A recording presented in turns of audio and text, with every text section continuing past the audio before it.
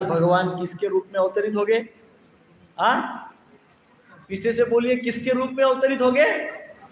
उच्च कोटि के भक्त के रूप में वे अवतरित हो गए।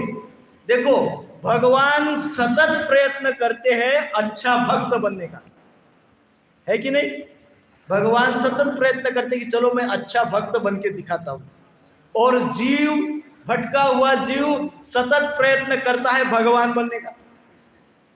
जीव, कई बार हम देखते समाज में लोग बोलते हैं अरे वो तो भगवान है, अरे वो तो अचानक भगवान बन गए।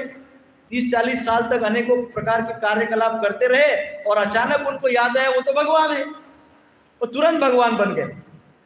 भगवान भक्त बनने के प्रयास करते हैं और जीव क्या प्रयास करता है? भगवान बनने का, है ना? तो ये तो बहुत ही भयंकर अज्ञान है। भगवान लालायित है भक्त बनने के लिए और जीव भ्रमित है भगवान बनने के लिए। भगवान लालायित है और जीव भ्रमित है। तो इस प्रकार से ब्रह्मदेव कह रहे हैं कि वो पुनः कलयुग में अवतरित हो गए। किसके रूप में अवतरित हो गए? भक्त के रूप में अवतरित हो गए। और कहते कैसे अवतरित हो गए? तो द्विभुज गौरह, द्विभुज, दो भुजा वाले, अर्थात वो अपने मानव रूप में अवतरित हो गए। और उनका रंग कैसा होगा? तो कहते हैं गोविंदो द्विभुजो गौरह, गौर वर्ण होगा, सुवर्ण कांति उनकी होगी, और अपने गोलोक वृंदावन को लेकर उतरेंगे। यहाँ पे अकेले नहीं आएंगे, अकेले नहीं आएंगे, अपना पूरा का पूरा धाम वहां से उठाएंगे और यहाँ पे रख देंगे। तो कहाँ रख देंगे? ब्रह्मदेव कहते हैं वो रख देंगे नवद्वीप में। बंगाल का नवद्वीप जो प्रांत है, उस नवद्वीप में वे अवतरित हो गए। गंगा तट पर नवद्वीप में भगवान श्री गौरांग अवतरित हो गए। ये शास्त्र में है, वेदों में वर्णन किया गया। इसलिए चैतन्य महाप्रभु भगवान है। इसलिए हम क्या कहते हैं? भगवान श्री चैतन्य महाप्रभु की। तो चैतन्य महाप्रभु इस प्रकार से अवतरित हुए। अवतरित होके किया क्या उन्होंने? क्या किया? तो चैतन्य महाप्रभु जो भगवान श्री कृष्ण साक्षात है, अवतरित होके उन्होंने नाम संकीर्तन आंदोलन स्थापित किया। क्या किया? क्या कार्य किया? नाम संकीर्तन आंदोलन स्थापित किया।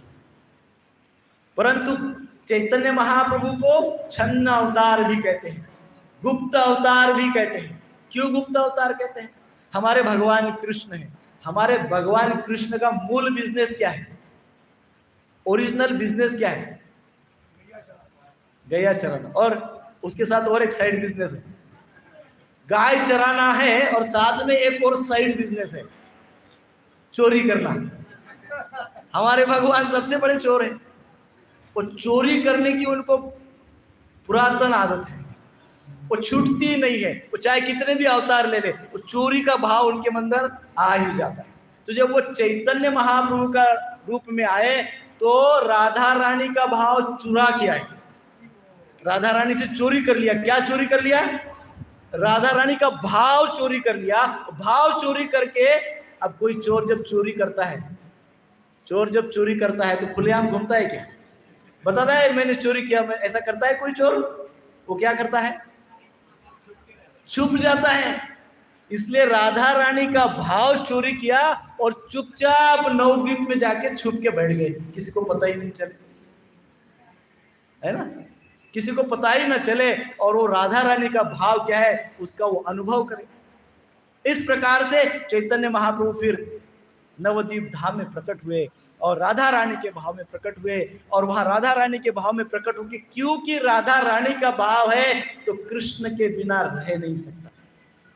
भाव कौन सा है? राधा रानी का महाभाव स्वरूपिणी भाव, महाभाव स्वरूपिणी है राधा रानी। और महाभाव क्या है? नित्य कृष्ण नाम, कृष्ण के बिना रह नहीं सकती है। इसलिए चैतन्य महाप्रभु का भाव कृष्ण नाम के बिना नहीं रह सकता। इसलिए उन्होंने नाम संकीर्तन आंदोलन स्थापित किया। नाम संकीर्तन आंदोलन कैसे स्थापित किया, इसका वर्णन चैतन्य चरितामृत में। किसमें है? आप सभी यदि जानना चाहते हैं कि नाम संकीर्तन होता क्या है, नाम की महिमा क्या है, नाम संकीर्तन आंदोलन स्वयं भगवान ने कैसे स्थापित किया, तो आपको चैतन्य चरितामृत पढ़ना चाहिए। चैतन्य चरितामृत में इसकी विस्तृत जानकारी है। तो मन में फिर प्रश्न आएगा, चैतन्य चरितामृत है क्या?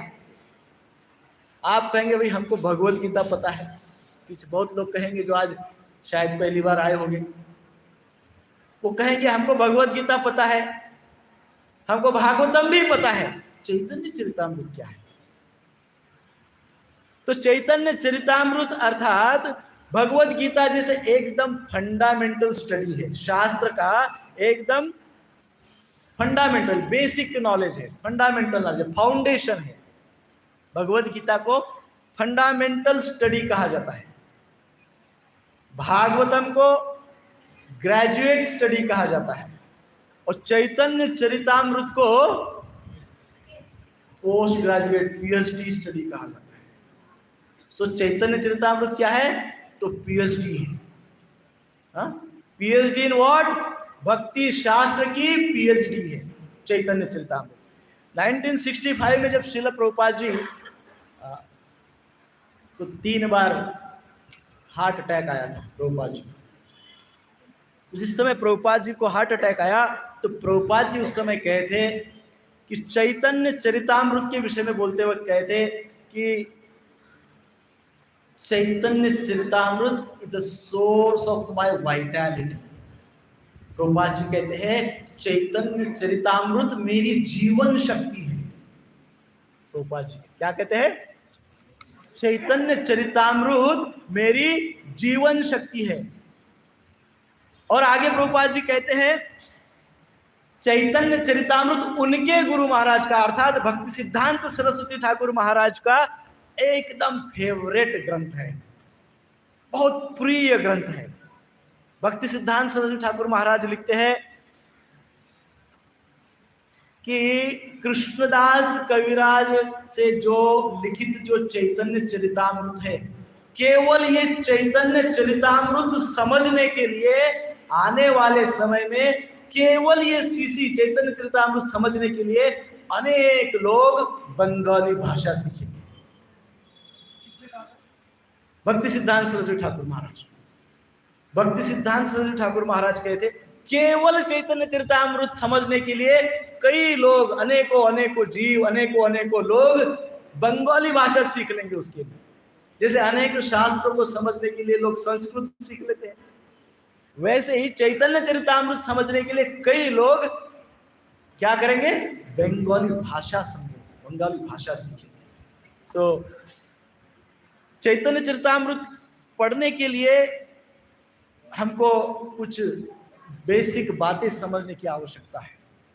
चैतन्य चरितामृत की जो योग्यता है, तो भगवत गीता का जैसा हमने वर्णन किया, भगवत गीता ये फाउंडेशन स्टडी है, श्रीमद् भागवतम ग्रेजुएशन है, चैतन्य चरितामृत पोस्ट ग्रेजुएट और पीएचडी उसको कह सकते हैं। सो भगवत गीता की जो फिलॉसफी है, भगवत गीता का जो तत्व है वो क्या है? कृष्ण कॉन्शियसनेस। क्या है? कृष्ण भावना भावित होना। ये भगवत गीता की फिलॉसफी है। भागवतम की फिलॉसफी क्या है? Past times and characters of Lord Krishna. Bhagavatam की फिलॉसफी क्या है? भगवान श्री कृष्ण की लीलाएं, मधुर लीलाएं। ये भागवतम की फिलॉसफी है, भागवतम का तत्व ज्ञान है। और चैतन्य चरितामृत का जो फिलॉसफी है, जो तत्व ज्ञान है, वो क्या है? वो process and practice devotional services. Chaitanya Charitamrita का तत्व क्या है? भक्तिमय जीवन को अपनाने के लिए भक्तिमय विधियों का पालन करना, आचरण में उतारना।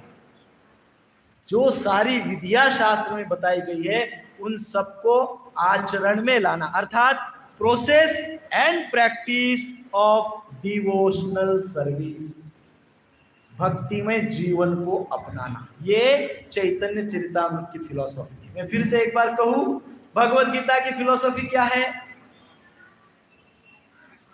कृष्ण कॉन्शियस होना, कृष्ण भावना भावित होना। भागवतम की फिलॉसफी क्या है? कृष्ण के लीलाओं को समझना। चैतन्य चरितामृत की फिलॉसफी क्या है?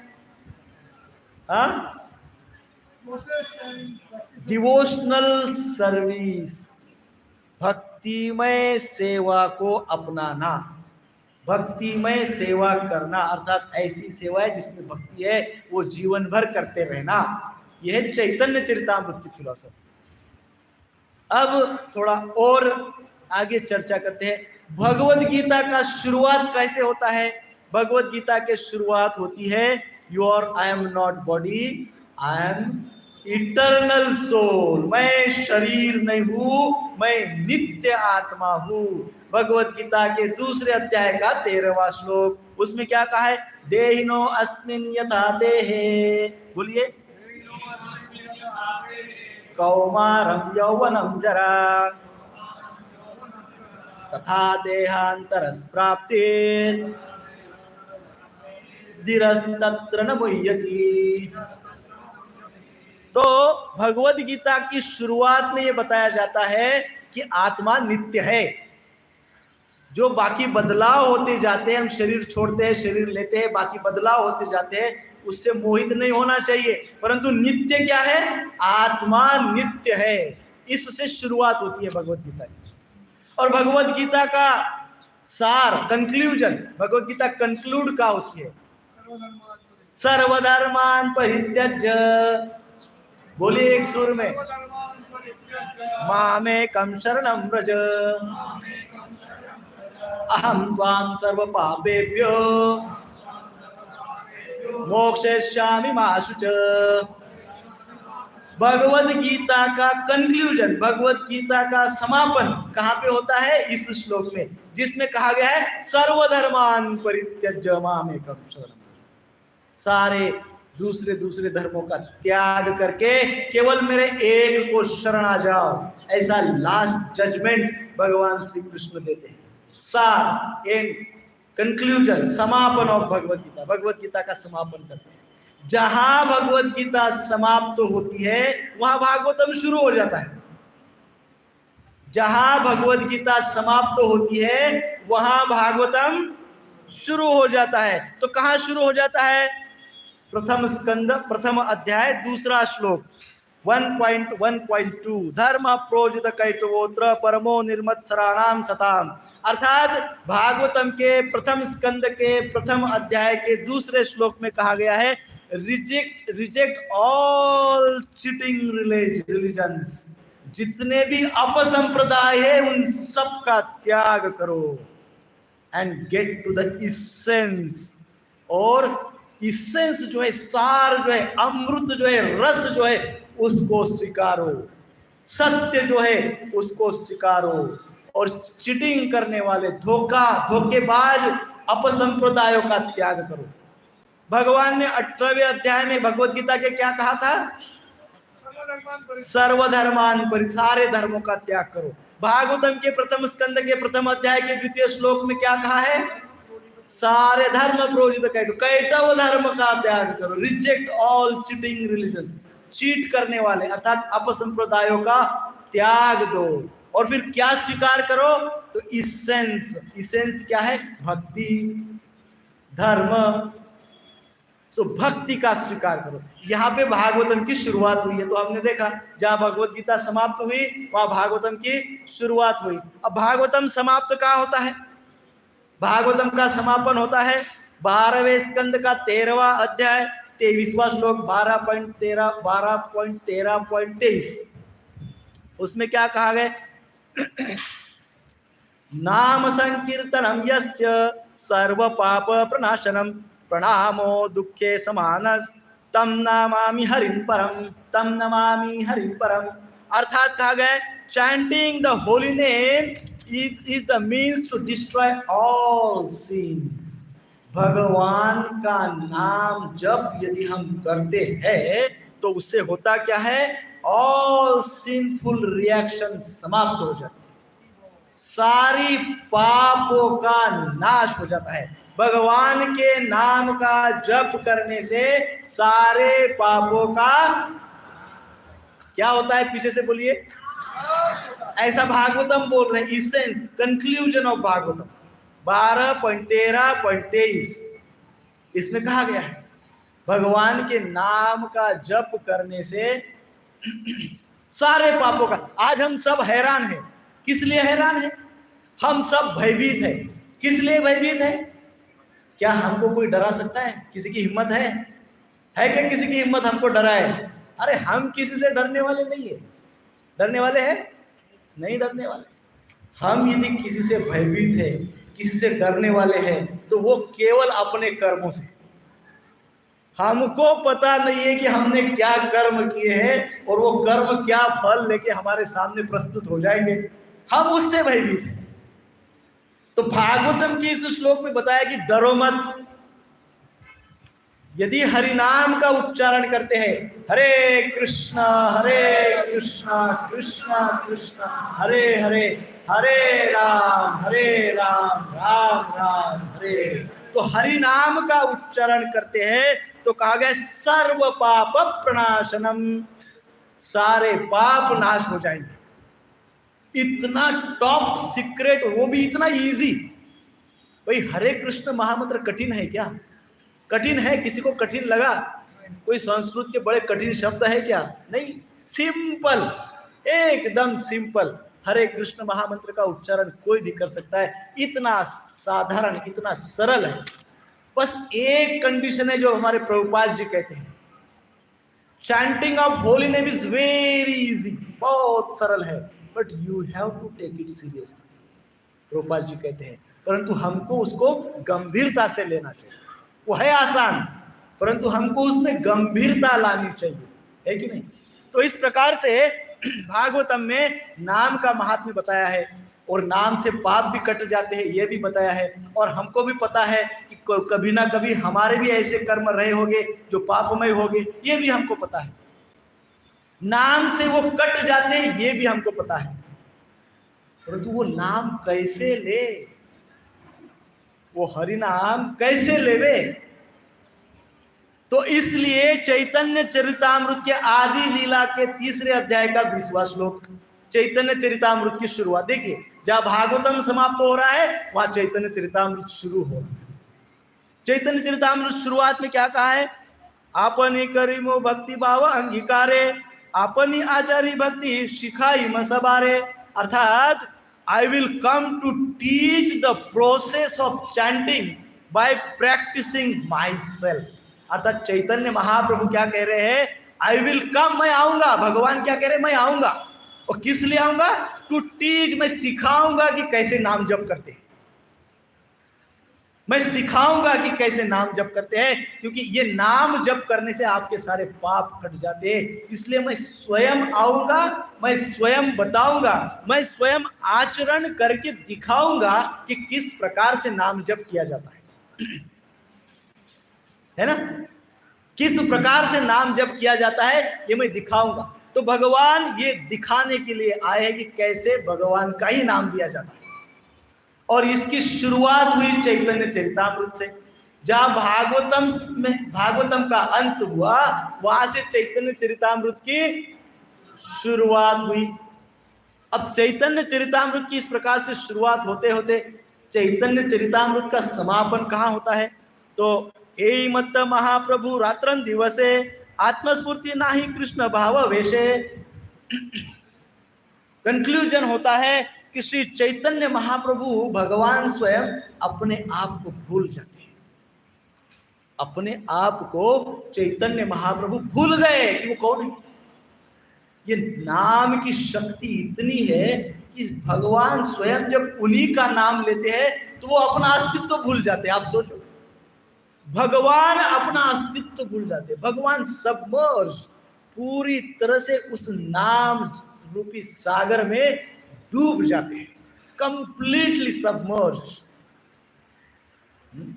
तो चैतन्य चरितामृत का सार यह है कि चैतन्य महाप्रभु ये भगवान कृष्ण का जो प्रेम है, उस प्रेम का आस्वादन हरि नाम के द्वारा लेते लेते लेते लेते वो नाम रूपी सागर में डूब गए, सबमर्ज हो गए, पूरी तरह से उस नाम में तल्लीन हो गए। ये चैतन्य चरितामृत का समापन है। यहाँ चैतन्य चरितामृत समाप्त होता है, अंतिम लीला ये है। अंत्य 15.4, अंत्य लीला 15वां अध्याय 4वां श्लोक। सो हमने देखा जहां भगवत गीता शुरू होती है या जहां भगवत गीता अंत का अंत होता है वहां भागवतम शुरू होता है, जहां भागवतम का समापन होता है वहां चैतन्य चरितामृत समाप्त होता है, और जहां चैतन्य चरितामृत समाप्त होता है वहां नाम महिमा शुरू होती है। क्या होता है?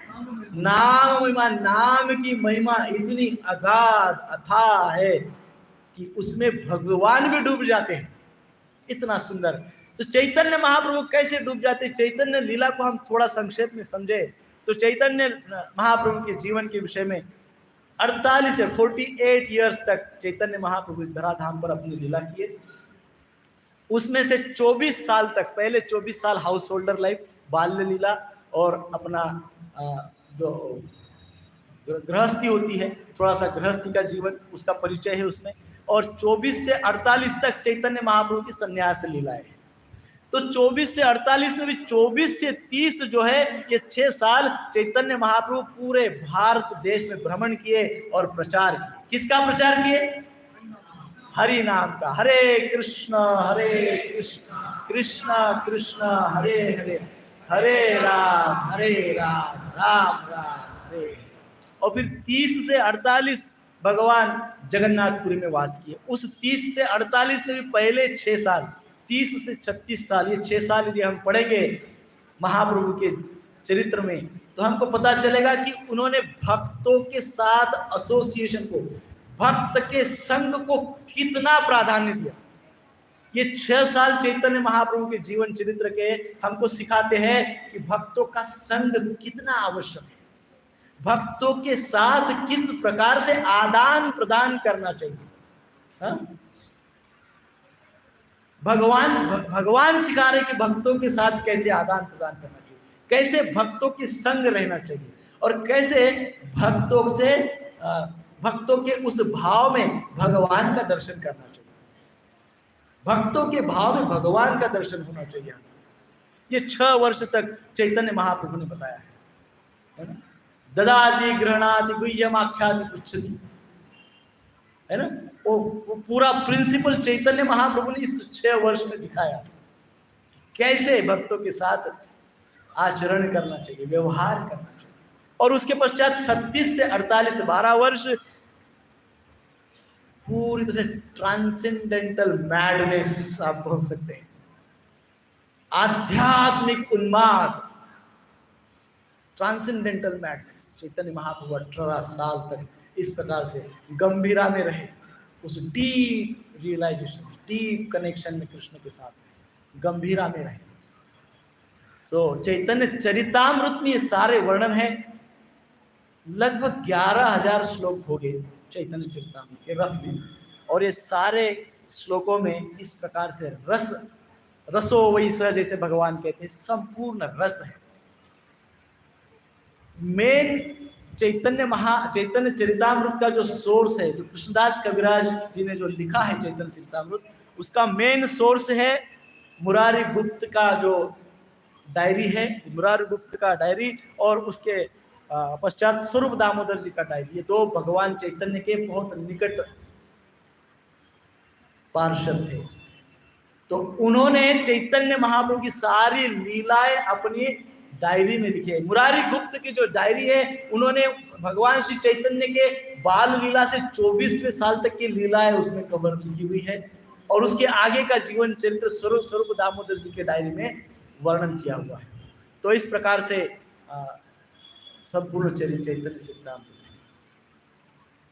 जैसे हम संक्षेप में चैतन्य चरितामृत को 5 मिनट में समझे तो आदि लीला में सर्वप्रथम मंगलाचरण है। मंगलाचरण 12 अध्याय है। कितने अध्याय है? 12 अध्याय तक मंगलाचरण है चैतन्य चरितामृत में, और उसमें बताया गया है शिक्षा गुरु और दीक्षा गुरु का महात्म्य बताया है, सबको प्रणाम किया हुआ है। शिक्षा, दीक्षा और मंत्र का कितना महात्म्य है चैतन्य चरितामृत, जो पीएचडी ग्रंथ है उसकी शुरुआत में ही बताया गया है।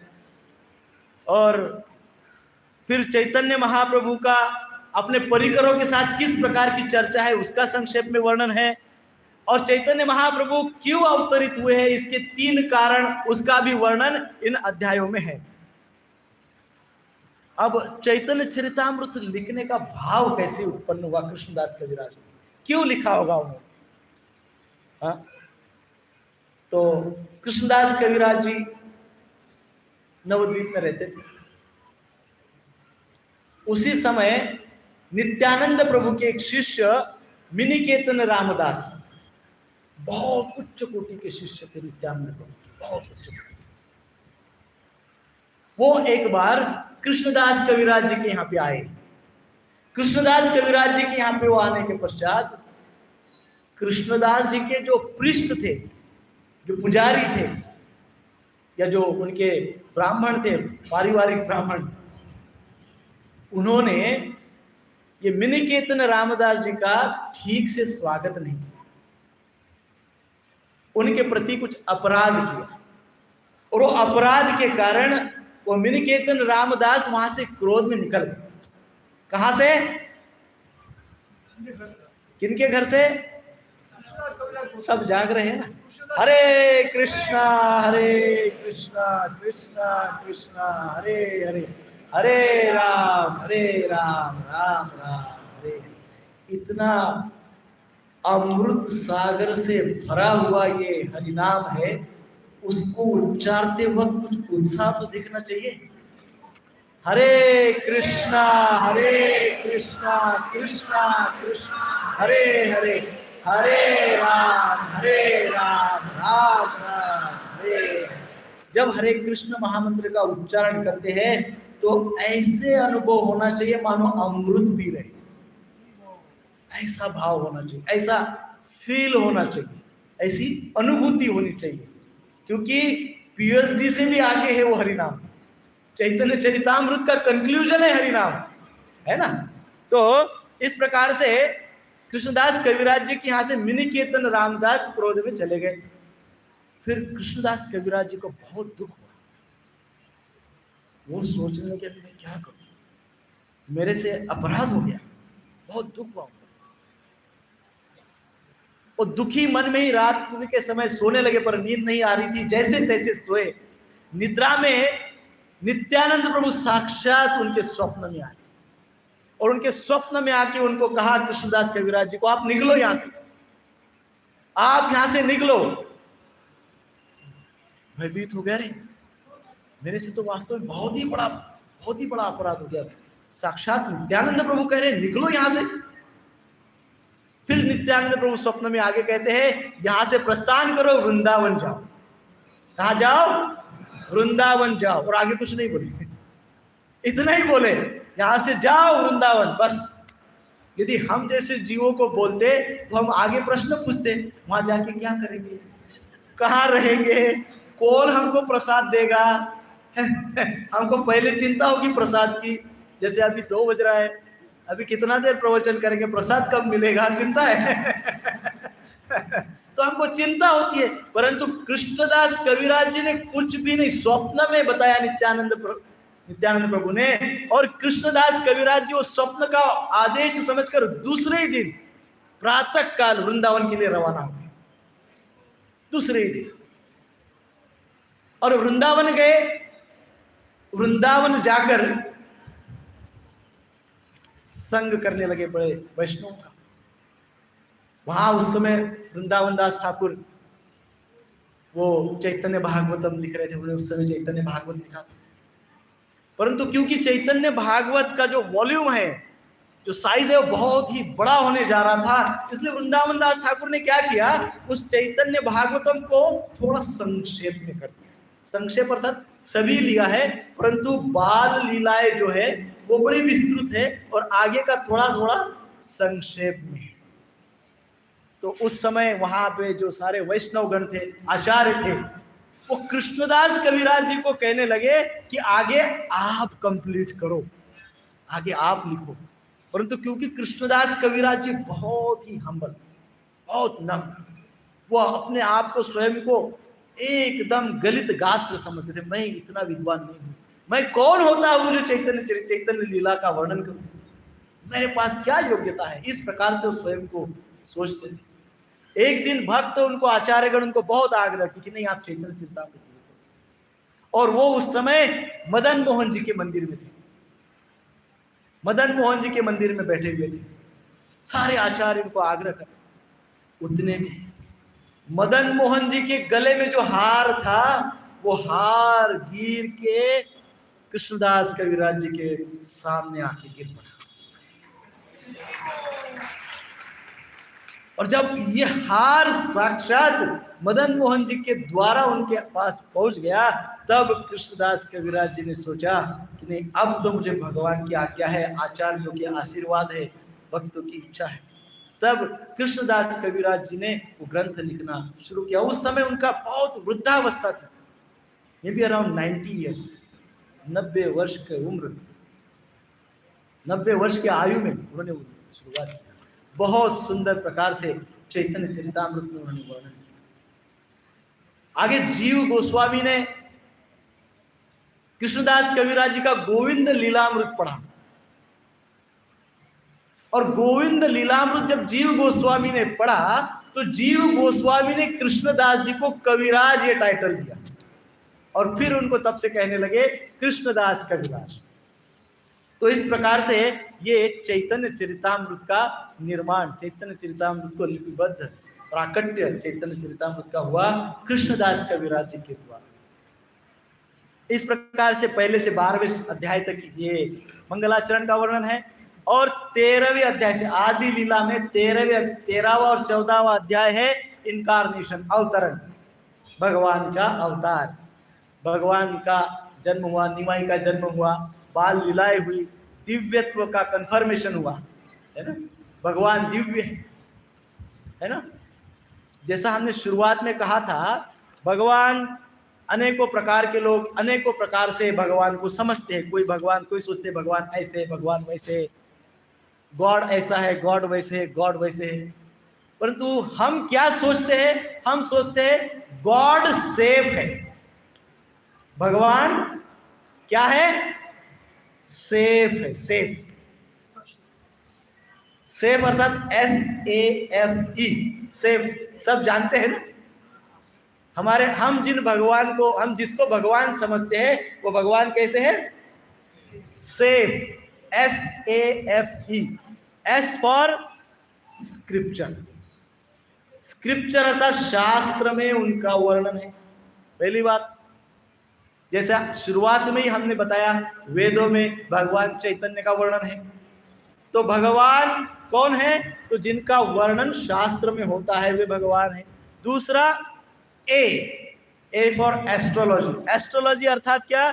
वो उस समय उनके जन्म के समय स्पेसिफिक एस्ट्रोलॉजिकल सिम्टम्स होते हैं। श्री राधा गिरधारी भगवान की जय, जगन्नाथ बलदेव सुभद्रा मैया की जय, निताई गौर हरि प्रेमानंदे Hari Hari.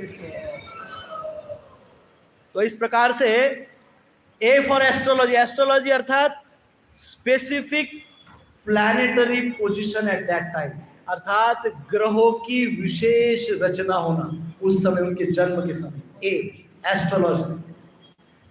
Number 3 F followed by acharya, अर्थात जो एस्ट्रोलॉजी में हुआ, जो संकेत मिले, वो संकेतों को आचार्यों के द्वारा कंफर्मेशन मिला, फॉलोड बाय आचार्य। जैसे गर्ग मुनि ने भगवान कृष्ण को बता दिया कि ये भगवान है, जैसे चैतन्य महाप्रभु निमाई को नीलांबर चक्रवर्ती ने बता दिया कि ये साक्षात भगवान। सो आचार्यों के द्वारा, फॉलोड बाय आचार्य, एफ। और E for extraordinary activity, E. So भगवान कैसे है? सेफ है ना। ये नहीं सोचना चाहिए भगवान जज है, या भगवान और कुछ है, भगवान ऑर्डर सप्लायर है। नहीं, भगवान कौन है? सेफ है। याद रहेगा। S for scripture, A for astrology, F for followed by Acharya, E for extraordinary activity. ये 4 है, भगवान है। That's it. So safe God, safe भगवान। तो इस प्रकार से निमाई का जन्म हुआ 13वें और 14वें अध्याय में आता है बाल लीलाएं हुई और दिव्यत्व का कंफर्मेशन हुआ, अर्थात SAFE है ना। सो तीसरा पार्ट आता है शिक्षा, एजुकेशन। वो कहाँ है? 15वें और 16वें अध्याय में है। आदि लीला के 15वें और 16वें अध्याय में। उसमें निमाई के को जीवन मूल्यों की सीख प्राप्त होती है जब उनके बड़े बंधु संन्यास लेते हैं और उनके पिताश्री शरीर त्याग कर देते हैं, तो फिर उस समय गृहस्थी की वगैरह शिक्षा प्राप्त करते हैं। तो ये जो पार्ट है 15वां और 16वां अध्याय, एजुकेशन, शिक्षा, विश्वरूप। देन ट्रांसफॉर्मेशन, परिवर्तन। आदि लीला 17वां अध्याय, उसमें परिवर्तन। निमाई दीक्षा ग्रहण करते हैं, संकीर्तन आंदोलन की शुरुआत करते हैं और फिर संन्यास लीला, ये 17वें अध्याय में है। हम बहुत ही संक्षेप में करेंगे, नहीं तो चैतन्य चरितामृत आज समाप्त नहीं होगा। देन मध्य लीला शुरू होती है। परिवर्तन हुआ ना, क्योंकि यहाँ से उन्होंने संकीर्तन आंदोलन शुरू किया। अभी तक वो ये भिन्न भिन्न प्रकार की विद्याएं ले रहे थे, तो वैदिक शास्त्र का अध्ययन कर रहे थे, है ना, गृहस्थी का आचरण कर रहे थे। अब क्या हुआ? ट्रांसफॉर्मेशन क्या हुआ? दीक्षा ग्रहण कर लिए, हरिनाम दीक्षा ग्रहण कर लिए, हरिनाम का संकीर्तन का आंदोलन शुरू किया और संन्यास लीला हुई। तो इसके पश्चात भगवान श्री कृष्ण चैतन्य के नाम से जाने लगे, 17वां अध्याय। देन मध्य लीला शुरू होती है। मध्य लीला का पहले अध्याय से 6वें अध्याय तक होता है वैराग्य, संन्यास। संन्यास का वर्णन है। संन्यास के रूप में चैतन्य महाप्रभु ने प्रचार शुरू किया।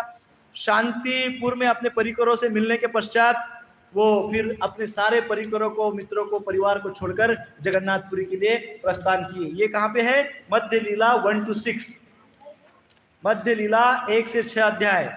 फिर प्रसार, प्रोपोगेशन। नेक्स्ट मध्य लीला 7 से 15। ये 7 से 15 में वर्णन है साउथ इंडिया टूर, दक्षिण भारत यात्रा। उस समय चैतन्य महाप्रभु ने प्रत्येक व्यक्ति को नाम संकीर्तन दिया, प्रत्येक व्यक्ति को नाम दिया, प्रत्येक के पास जा के दिया, नाम लो, नाम लो।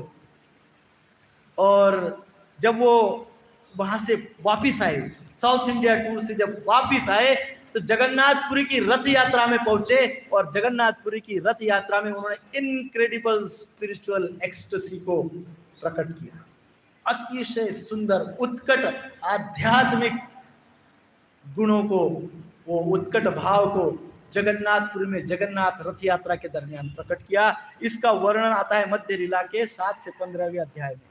देन आकांक्षा और इच्छा, उनकी जो इच्छाएं थी, एस्पिरेशंस, अर्थात भगवान की बहुत अनेकों वर्ष से, अर्थात एक युग से एक इच्छा थी। चैतन्य महाप्रभु की एक युग से एक इच्छा थी, एस्पिरेशन था। वो क्या एस्पिरेशन था? कब मैं वृंदावन जाता हूं, कब मैं वृंदावन जाता हूं। तो मध्य लीला के 16 से 18वें अध्याय में भगवान श्री चैतन्य की वृंदावन यात्रा है।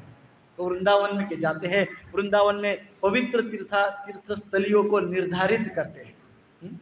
देन संगठन, उसके बाद 19 से 25, मध्य लीला की 19 से 25 में संगठन। पुरी जाने के पहले चैतन्य महाप्रभु रूप और सनातन को शिक्षा प्रदान करते हैं और भक्ति शास्त्र के उपदेश देते हैं और उन्हें संकीर्तन आंदोलन को संगठित करने की आज्ञा देते हैं, अर्थात संगठन की स्थापना करते हैं। अर्थात ऐसा समझ लीजिए इस्कॉन की स्थापना करते हैं। हरे कृष्णा कृष्णा कृष्णा हरे हरे, हरे राम राम राम हरे। सो मध्य लीला के 19 से 25, 19 to 25 में इस्कॉन की स्थापना भगवान के द्वारा, और फिर नेक्स्ट प्रभुपाद जी उस इस्कॉन को पुनः स्थापित करते हैं। सो देन अंत लीला शुरू हो जाती है। अंत लीला में दैनिक जो चर्चाओं के माध्यम से वैष्णव संस्कृति की शिक्षा देना प्रारंभ होता है जगन्नाथपुरी में। डेली जो भक्तों से मिलते हैं उसमें वैष्णव सिद्धांत की शिक्षा, वैष्णव सदाचार, इन सब की चर्चा चैतन्य महाप्रभु भक्तों के साथ करते हैं। अंत लीला के प्रथम अध्याय से 13वें अध्याय तक की चर्चा है। और ऐसे भक्तों की प्रशंसा करते हैं, ऐसे आचार्यों की, ऐसे शुद्ध वैष्णव की चर्चा करते हैं जिनके आचरण में विनम्रता है, जिनके आचरण में समर्पण है, वैराग्य है, श्रद्धा है। ऐसे सभी आचार्यों की प्रशंसा करते हैं। देन करेक्शन, यदि प्रशंसा है तो करेक्शन भी होना चाहिए। केवल प्रशंसा नहीं करनी चाहिए, है ना, केवल प्रशंसा नहीं करनी चाहिए, सुधार भी होना चाहिए, सुधार के लिए भी उपदेश देना चाहिए। तो आगे फिर उसी में 1 से 13 में ही चैतन्य महाप्रभु सुधार के विषय में ही भी बताते हैं, अर्थात प्रशंसा भी करते हैं और सुधार भी बताते हैं। करेक्शन क्या करना है, भक्तों के सुधार, भक्त सुधार सके, भक्त उन बातों को अपने जीवन में अप्लाई कर सके, ऐसी ही बातें भगवान बताते हैं। ऐसी बातें भगवान कदापि नहीं बताते जो भक्त कर ही नहीं सकते। भगवान ऐसी ही बातें बताते हैं जो भक्त कर सकते हैं। तो भगवान इन सब बातों की पहले से 13वें अध्याय तक अंत लीला में चर्चा करते हैं। और इस सबसे महत्वपूर्ण बात 1 से 13 में चैतन्य महाप्रभु एक धोखा, एक चेतावनी देते हैं सभी भक्तों को, वार्निंग देते हैं, चेतावनी देते हैं। क्या चेतावनी देते हैं? वो बोलते हैं फॉल्ट फाइंडिंग, दोष दर्शन, फिलोसॉफिकल डेविएशन अर्थात तत्व विभ्रम, दोष दर्शन, तत्व विभ्रम और कुसंग, इन तीनों बातों से उत्पन्न होने वाले धोखे को चैतन्य महाप्रभु बहुत ही आग्रह से समझाते हैं कि इन तीनों धोखे से, तीनों डेंजर से सावधान, वैष्णव सावधान। क्या सावधानी बरतनी है? फॉल्ट फाइंडिंग, दोष दर्शन कदापि न हो।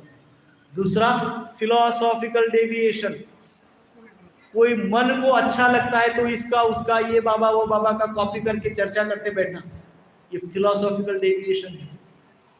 No philosophical deviation. थर्ड, तीसरी बात बताते हैं कुसंग का त्याग। ये तीन जो बहुत भयंकर धोखे हैं, इन तीन धोखे से चैतन्य महाप्रभु 1 से 13 अध्याय में अंत लीला के हमको सजग करते, अलर्ट करते, सावधान। और फिर 14वें अध्याय से 19वें अध्याय तक इंटॉक्सिकेशन अर्थात दिव्य उन्माद, 14 से 19, 14 to 19 अंत लीला।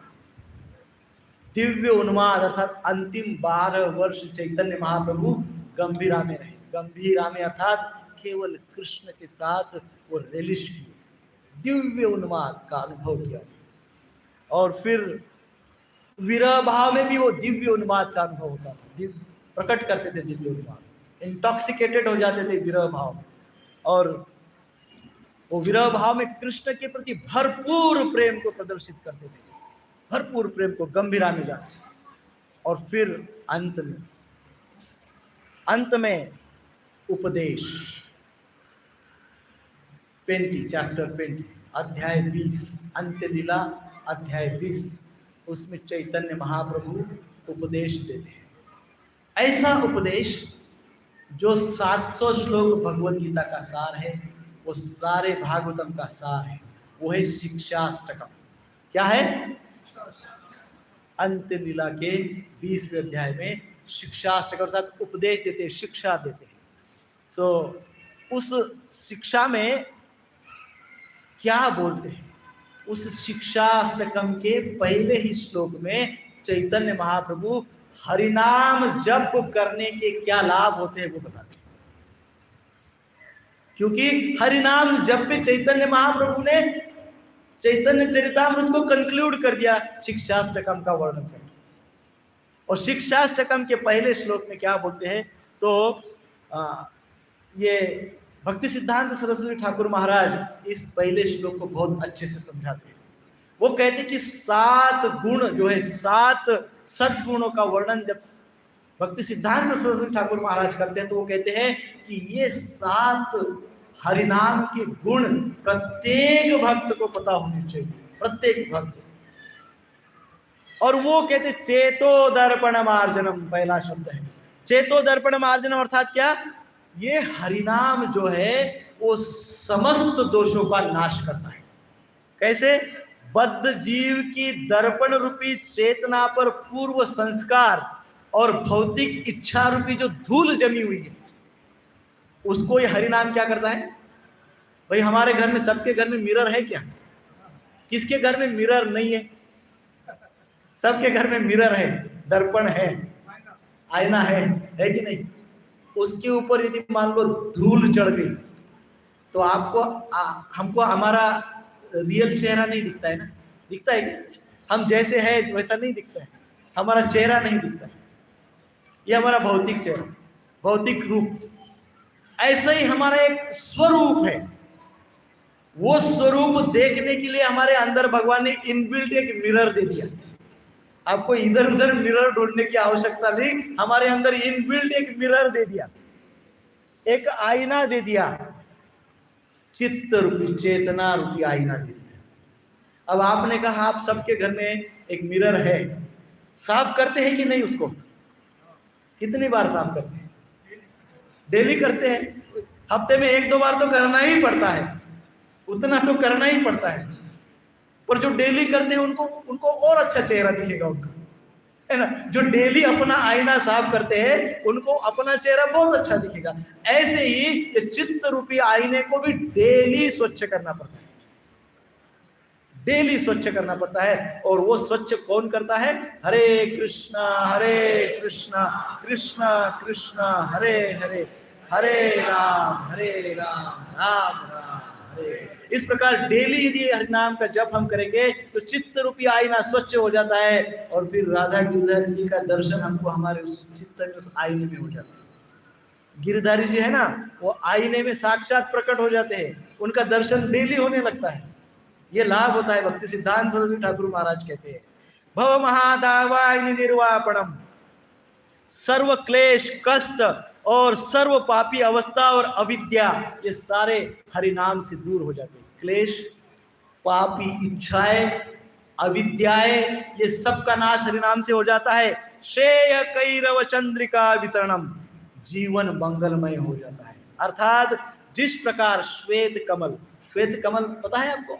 श्वेत कमल होता है, शुभ्र कमल होता है। ये शुभ्र कमल कब खिलता है पता है? एक शुभ्र कमल होता है, उसको श्वेत कमल कहते हैं। वो श्वेत कमल का खिलने का टाइम पता है क्या किसी को? वो कब खिलता है? वो चंद्र प्रकाश में खिलता है। उसके ऊपर जब चंद्र प्रकाश पड़ता है तो वो खिलने लगता है, श्वेत कमल। तो वो बहुत अच्छी तरह से फूलता है। उसी प्रकार हरिनाम रूपी शीतल किरणों से प्रकाशित हृदय में कृष्ण प्रेम खिलता है। जब हरिनाम लेते हैं तो उस श्वेत कमल के जैसा ही हमारा हृदय खिलता है, और फिर उसमें कृष्ण प्रेम उमड़ता है।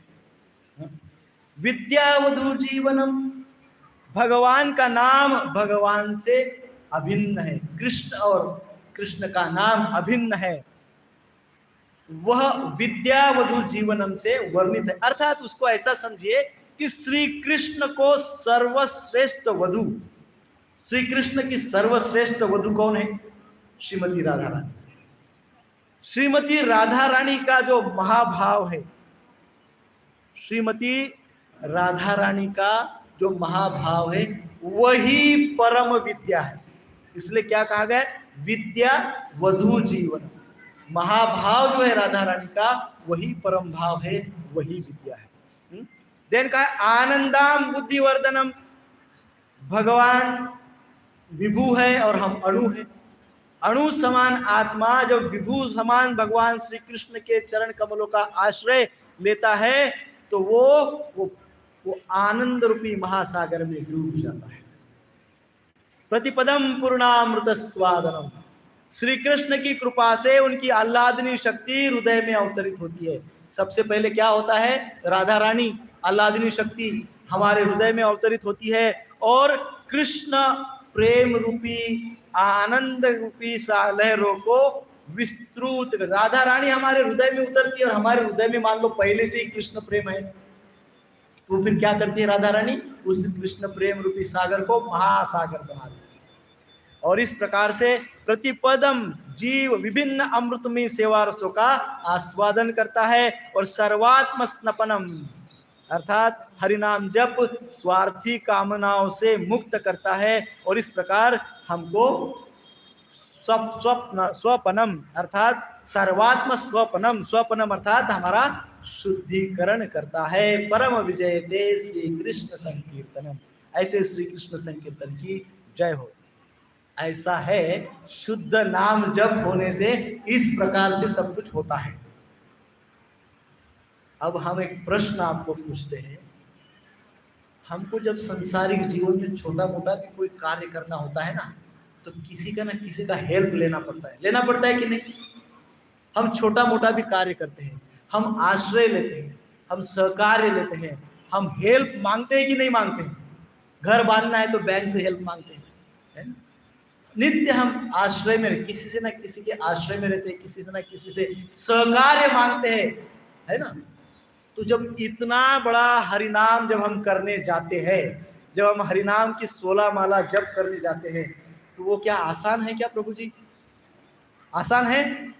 आसान तो अभी तो बोला था आसान नहीं बोल रहे हैं, अभी तो हमने बोला था आसान है, परंतु उसमें गंभीर होना डिफिकल्ट है। हरि नाम आसान है, परंतु उसमें गंभीर होना बहुत डिफिकल्ट है कि नहीं? गंभीर नहीं हो सकते।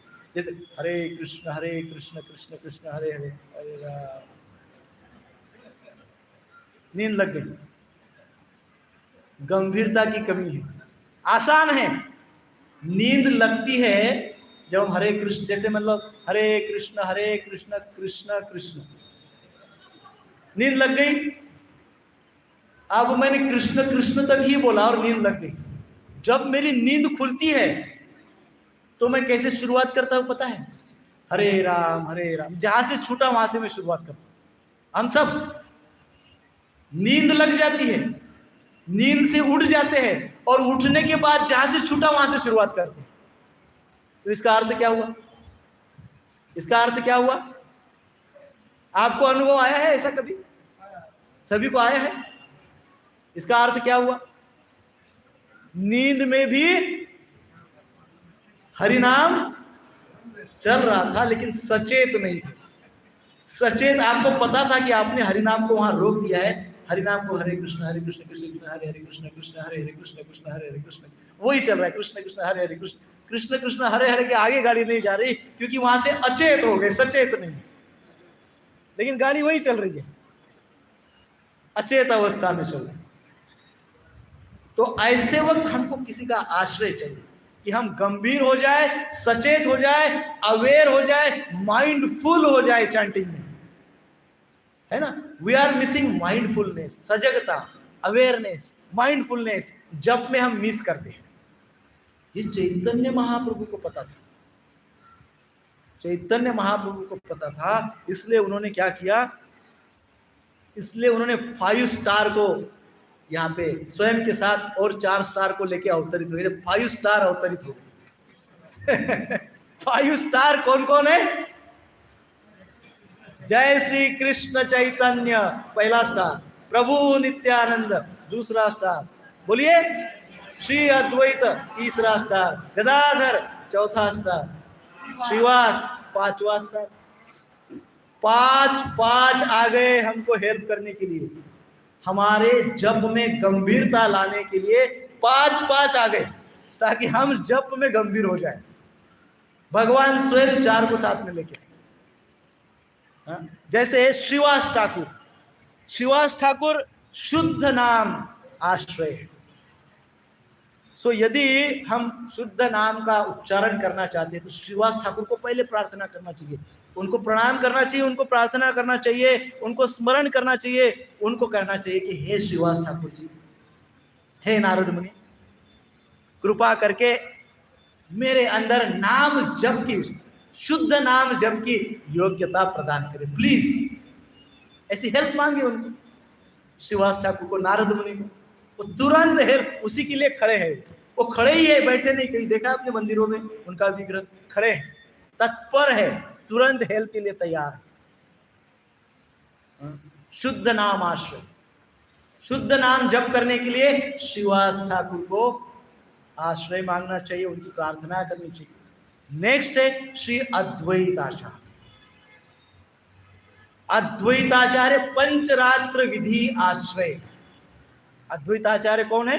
पंचरात्र विधि आश्रय, अर्थात वो स्वयं महाविष्णु है और उनको स्मरण करके उनको प्रार्थना करनी चाहिए ताकि वैधि मार्ग से राग मार्ग तक हम जा सके, हम प्रवेश कर सके प्रेम नाम में, राग मार्ग में, रागानुग भक्ति में हम प्रवेश कर सके।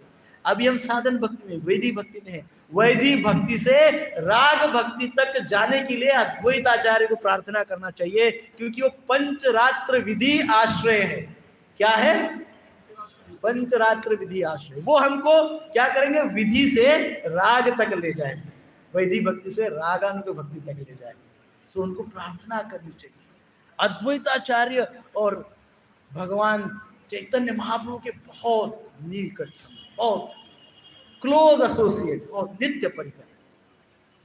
सो एक दिन भगवत आवेश में आकर चैतन्य महाप्रभु श्रीवास ठाकुर के घर में थे, तो एकदम भगवत आवेश में आ गए, भगवान के भाव में आ गए चैतन्य महाप्रभु, और श्री राम को बोलने, श्री राम अर्थात श्रीवास के छोटे भाई, श्री राम को बोलने लगे, हे श्री राम, जाओ तुरंत शांतिपुर जाओ और अद्वैताचार्य को बुला के लाओ।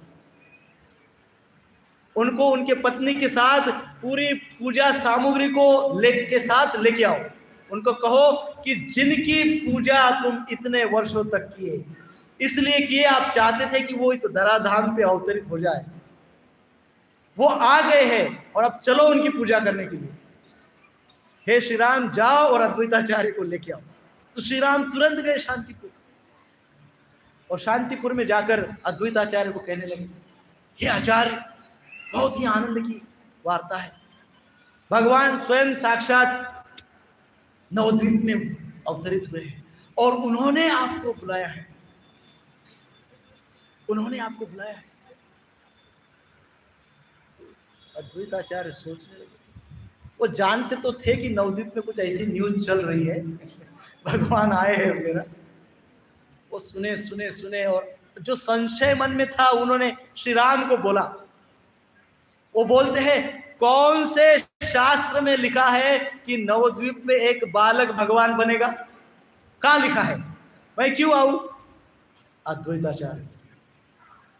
तो श्री राम हाथ जोड़ के कहने लगे, हे आचार्य, शास्त्र के बारे में मैं तो नहीं जानता हूं, क्योंकि आप आचार्य हैं, आप जाने शास्त्र में क्या लिखा है वो मुझे पता नहीं, परंतु साक्षात भगवान ने कहा है एक विशेष समाचार आपके लिए कि आपने इतने वर्षों तक साधना की, जप किया और अर्चना, पूजा और अभिषेक किया, इसलिए किया ताकि भगवान गोलोक धाम से इस धराधाम तक अवतरित हो जाए, और आपकी प्रार्थना के कारण वो भगवान अवतरित हुए हैं, और भगवान ने स्वयं मुझे बोला है कि इन्होंने प्रार्थना की इसलिए मैं आया हूं, उनको लेके आओ। जब अद्वैताचार्य ने इतना डिटेल मैसेज सुना, तब उनके हृदय में कंपन होने लगा। उनको लगा, हो मेरे भगवान अवतरित हुए हैं, मेरे भगवान आ गए हैं। तो अद्वैताचार्य एकदम भाव विभोर होकर तुरंत पूरी तैयारी करने लगे। पत्नी को कहा, पत्नी की तैयारी हो गई, सारी सामग्री एकत्रित किए और सारी सामग्री, पूजा सामग्री एकत्रित लेके चलने लगे नवद्वीप की ओर। नवद्वीप में प्रवेश किए। नवद्वीप में प्रवेश करने के पश्चात फिर मन में थोड़ा सा प्रश्न फिर से निर्माण हुआ। वो कहते हैं श्री राम को, हे राम, हे रामी, आप जाओ और उनको बोलो कि मैं नहीं आऊंगा। उनको कुछ बोलो, इस प्रकार से मत बोलो कि मैं आऊंगा, कुछ मत बोलो, आप ऐसे जाओ, मैं नंदन आचार्य के घर में ही रुकूंगा। अब श्री राम अपने महाप्रभु को यह वार्ता बताने के लिए निकले थे कि वहां पे महाप्रभु ने किसी और को बोल दिया, जाओ वो अद्वैताचार्य नंदन आचार्य के घर में रुके हुए, उनको लेके आओ। पहले ही बोल दिया, पहले ही भेज दिया। अभी तो और श्री राम वहां पे पहुंचे ही नहीं। और जब ये भक्त पहले ही वहां पे पहुंचा और अद्वैताचार्य को कहने लगा कि भगवान ने आपको तुरंत जैसे हो उसी स्थिति में बुलाया है, तुरंत बुलाया है, तुरंत बुलाया है। तब अद्वैताचार्य को फिर से अनुभूति हुई, ओ ये तो वास्तव में मेरे भगवान है। तो एकदम नयनम गलदश्रुधारया वदनम गदगद हृदया गिरा, ऐसी अवस्था अद्वैताचार्य की। उनके नयनों में अश्रु बहने लगे, कंठ अवरोध हो गया और वो बहुत ही तीव्र दौड़ने लगे, पत्नी के साथ चलने लगे। जब वो शिवास ठाकुर के घर पे पहुंचे, मन में उनके बहुत भाव था कि आज मैं मेरे भगवान को मिलूंगा।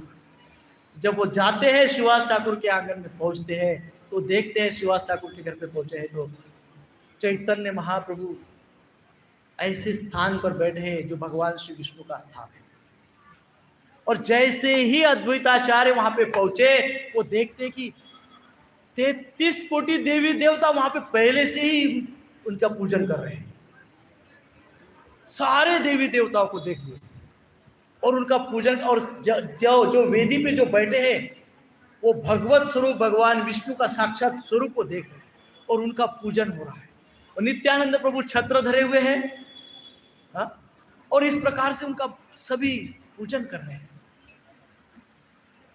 तो अद्वैताचार्य एकदम अचंभित हो गए, एकदम धरा तीर्थी, एकदम उनके चैतन्य महाप्रभु के चरणों पे गिर गए वहीं से। और चैतन्य महाप्रभु फिर वो भगवत आवेश से वापिस भक्त आवेश में आ गए, सारी लीला संपन्न हो गई। तब अद्वैताचार्य को कहते हैं, अद्वैताचार्य आइए, आप आइए, मेरे निकट आइए।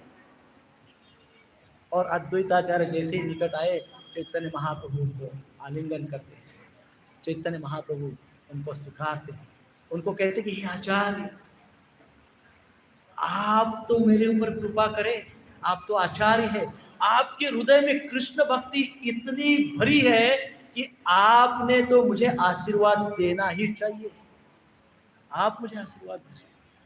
इस प्रकार से वहां वार्तालाप होता है। हाँ, अद्वैताचार्य उन भगवान का दर्शन कर लेते हैं। लेकिन फिर कुछ दिन पश्चात फिर अद्वैताचार्य के मन में कुछ आता है। हाँ, फिर उनके मन में क्या आता है? फिर एक दिन वो श्रीवास ठाकुर को कहते हैं, सब कुछ तो ठीक है लेकिन अभी भी मन में है ना एक बात है। बोले क्या बात है, बोलो। बोले जैसे नित्यानंद प्रभु को कृष्ण के रूप में इन्होंने दर्शन दिया, मुझे तो कृष्ण के रूप में दर्शन ही नहीं दिया। तो आप बोलो, मुझे कृष्ण के रूप में दर्शन चाहिए। ये सब वार्तालाप चैतन्य महाप्रभु देख रहे थे, लेकिन इस समय वो भगवत भक्त आवेश में। तो श्रीवास ठाकुर को पूछे चैतन्य महाप्रभु, क्या गपशप चल रही है आपकी, क्या चर्चाएं हो रही है? तो श्रीवास ठाकुर कहने लगे कि अद्वैताचार्य को एक कंप्लेंट है। क्या कंप्लेंट है? अद्वैताचार्य कह रहे आपने नित्यानंद प्रभु को तो कृष्ण का रूप दर्शन दिया और मुझे नहीं दिया, ऐसा कह रहे हैं। तो चैतन्य महाप्रभु कहते अद्वैताचार्य को, श्रीवास ठाकुर को कहते, श्रीवास पंडित को, मैं कौन होता हूं कृष्ण का दर्शन देने वाला? मैं तो भक्त हूं। कृष्ण भक्ति तो आपके हृदय में भरी पड़ी हुई है, इसका अर्थ कृष्ण तो आपके हृदय में है, मेरे हाथ में दर्शन देना नहीं है, मैं कृष्ण दर्शन नहीं दे सकता हूं। कृष्ण तो आप ही के हृदय में है, क्योंकि आप ही के हृदय में भक्ति है। आप चाहे तो उसका दर्शन कर लो, आप ध्यान लगाओ, कृष्ण का ध्यान करो, आपको कृष्ण का दर्शन होगा। मैं कौन होता हूं दर्शन करने वाला? चैतन्य महाप्रभु का ये शब्द जैसे ही बाहर निकला, तुरंत अद्वैताचार्य वही ध्यान करने बैठ गए। तुरंत। मान लो हम किसी का, हम सब यहाँ बैठे हैं, कोई आके हमको बोले, मान लो प्रभुपाद जी साक्षात हमारे समक्ष है, प्रभुपाद जी बोले ध्यान करो कृष्ण का दर्शन हो जाएगा, तो हम सब इमीडिएट क्या करना चाहिए? कोई दूसरा सोचना ही नहीं चाहिए बात, कोई किंतु परंतु होना ही नहीं चाहिए। ऐसे ही चैतन्य महाप्रभु ने ध्यान करो बोला, अद्वैताचार्य ने कुछ दूसरा तीसरा सोचा ही नहीं, तुरंत बैठ गए और ध्यान करने लगे कृष्ण का। कृष्ण का ध्यान करते वक्त वो ये देख रहे हैं जो साक्षात चैतन्य महाप्रभु उनके निकट बैठे हुए हैं, वो चैतन्य महाप्रभु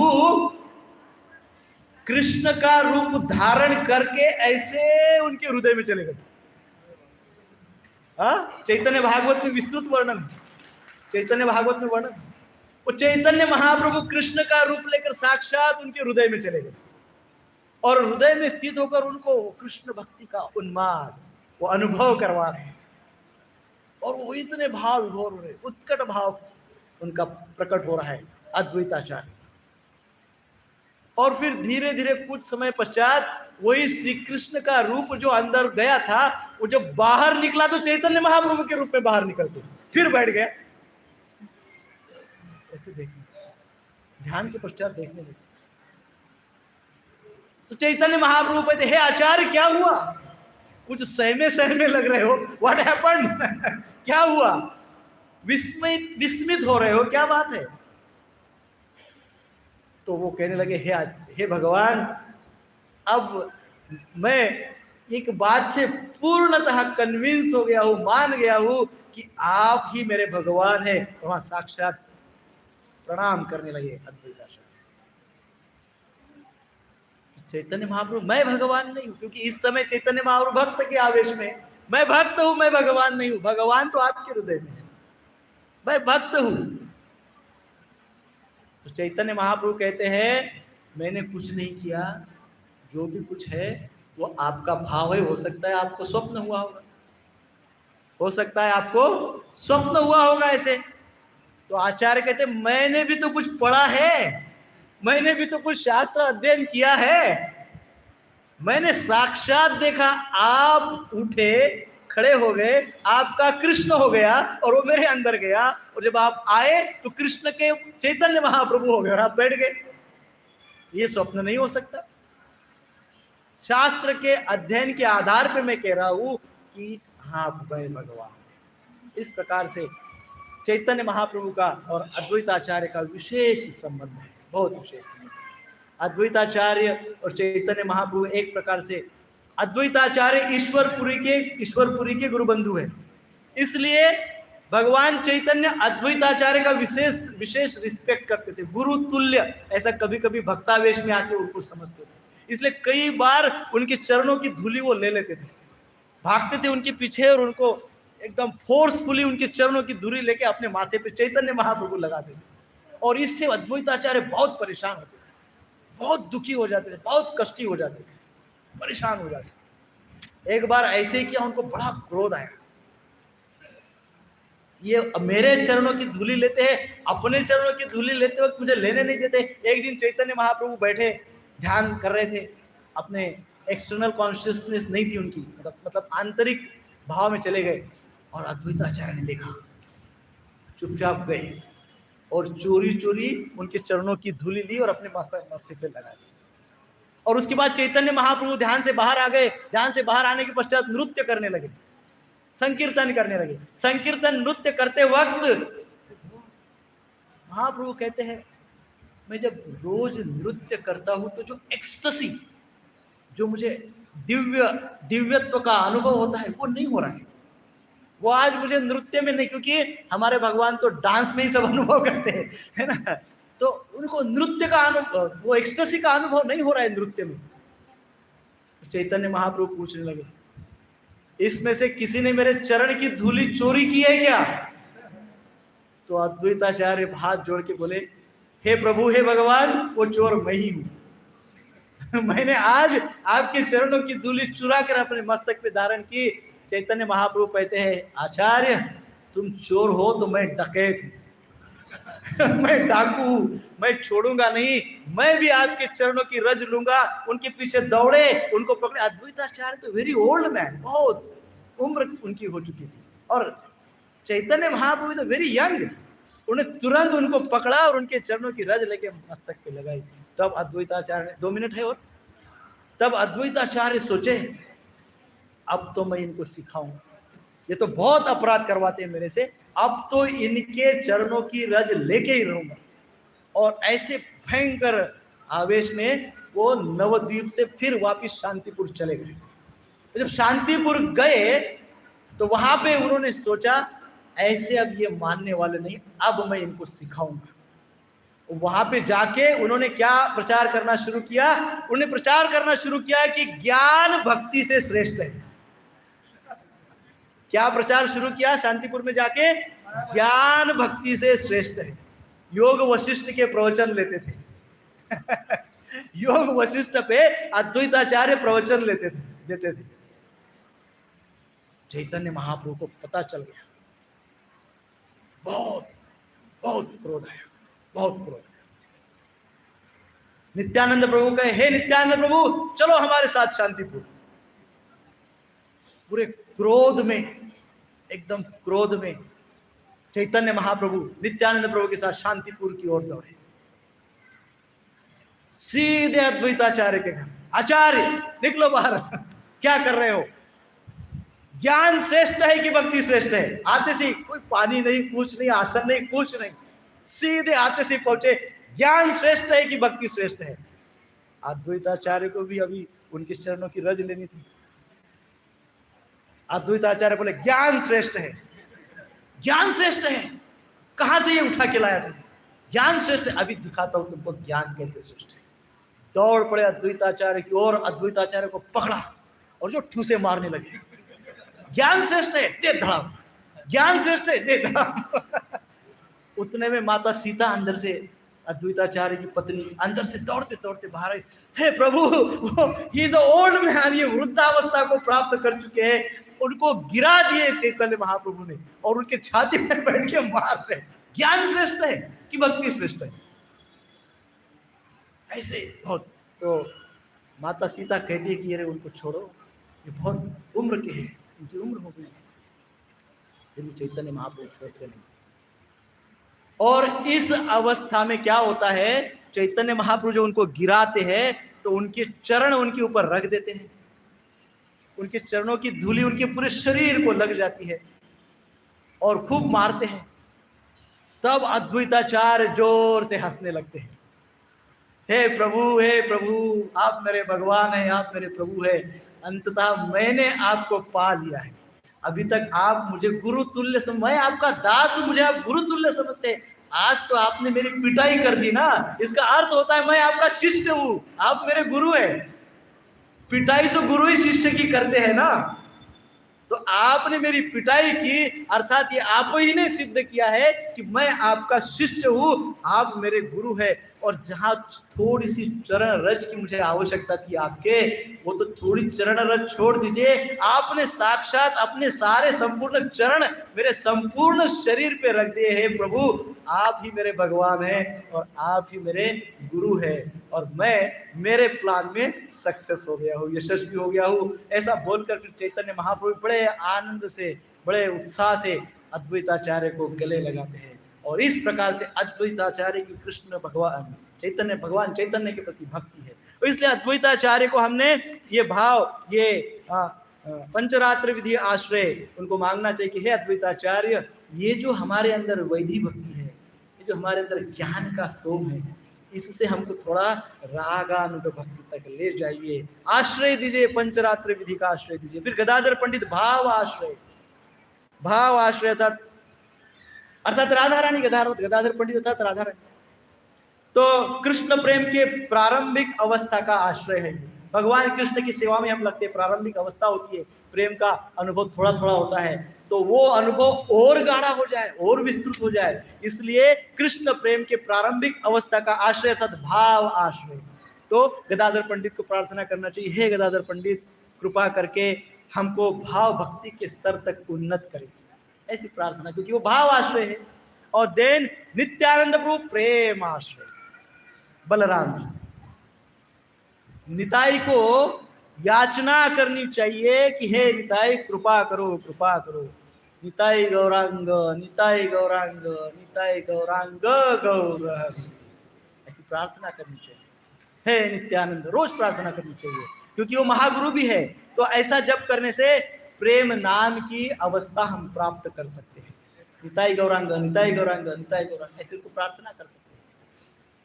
देन लास्ट, गौरांग महाप्रभु रसाश्रय, सारे रसों का आश्रय, शुद्ध कृष्ण प्रेम में अनुभव किए जाने वाले संपूर्ण सारे भिन्न रसों का आश्रय। सो महाभाव स्वरूपणी श्रीमती राधिका के सर्वोच्च प्रेमानंद का आस्वादन करने के लिए रसराज श्री कृष्ण गौरांग महाप्रभु के रूप में अवतरित हुए हैं और भक्ति की पूर्ण अवस्था को प्राप्त करने के लिए गौरांग महाप्रभु को स्मरण करना चाहिए, उनको प्रार्थना करना चाहिए, उनको नमन करना चाहिए रोज। हरे कृष्णा कृष्णा कृष्णा हरे हरे, हरे राम राम राम। मूक कवित्व करे या सवार स्मरणे, पंगु गिरी लंगे अंधे देखे तारांगणे। चैतन्य चरितामृत आदि लीला 8.5 कहा गया है, पंच तत्वों के चरणों का स्मरण करने से मूक कवित्व करे। मूका व्यक्ति जो बोल नहीं सकता वो कविता कर सकता है, कविता बोल सकता है, गा सकता है। पंगु गिरी लंघे, यदि कोई पंगु है तो पर्वत को लांघ सकता है। और अंधे देखे तारांगणे, कोई अंधा है ना, यदि पंच तत्व के चरणों का स्मरण करता है, चिंतन करता है, तो वो अंधे को भी तारांगण दिख सकता है, तारे दिख सकते हैं। ऐसे ये पंच तत्व है, ऐसे 5 स्टार है, इनको हमने नित्य स्मरण करते रहना चाहिए। हरिनाम को शुद्ध रूप में जपने के लिए इनका नित्य स्मरण करना चाहिए। और हरिनाम का नित्य स्मरण करने से हमारे सारे दुखों का, सारे अनर्थों का, सारे अपराधों का नाश होता है और इस प्रकार से हम कृष्ण भक्ति में स्थित हो सकते हैं। हरे कृष्णा कृष्णा कृष्णा हरे हरे, हरे राम राम राम हरे हरे। क्योंकि समय बहुत हो चुका है, इसलिए हम प्रश्न जब हम नेक्स्ट टाइम क्लास